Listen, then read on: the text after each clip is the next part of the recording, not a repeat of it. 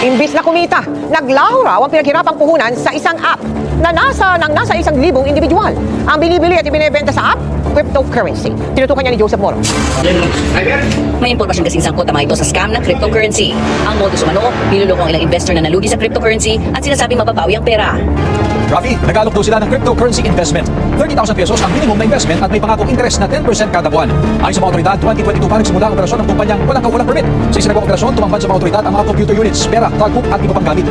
Ang cryptocurrency scam o fraud ay mga iligal at mapanlinlang na paraan na ginagamit ng mga tao upang manloko, magnakaw o kumuha ng pera, ari-arian o digital na salapik mula sa iba gamit ang cryptocurrency o mga serbisyong may kaugnayan dito.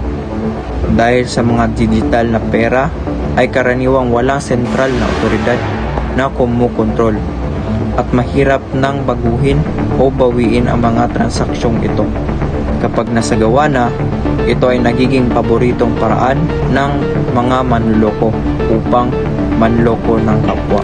Nagsisimula ang crypto scam sa pamamagitan ng social media, fake website, messaging apps, online advertisement, o hindi naman kaya ay sa Ponzi scheme o na tinatawag nilang pyramid. Nagpapanggap ang mga scammer bilang investment expert, successful traders, o hindi naman kaya ay parte ng isang crypto companies. Nangangako silang malaking kita at malaking tubo sa pera nila o special na investment opportunities upang makalikayat ng iba. Kapag napakita ka ng interest, unting-unting kinukuha ng scammer ang tiwala mo sa pamamagitan sa pagpapakita ng peking screenshot, testimony ng iba kung paano sila kumita, at manipulated trading platform na mukhang totoo. Ikayatin nila ang biktima na magdeposito ng malaking pera sa wallet or sa crypto wallet at sa account na kontrolado naman nila. Kapag gusto nang mag-withdraw ng biktima, dito lalabas ang scam, dagdag na scam.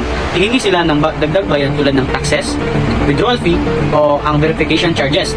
Pagkatapos makakuha ng dagdag pera, ay ang scammer ay bigla nang mawawala o i-block ka, at ang worst case scenario, ang kausap mo pala ay isang AI the whole time. So, upang makaiwas sa ganitong trahedya, i-verify muna ang platform, iwasan ang mga alok na is good to be true, wala naman talagang madaling pera, at huwag basta-basta maghulog ng pera online. At ako nga pala si John Lawrence G. Espanyola. At ako po si Kirby Flores. Laging tandaan, ligtas ang may alam.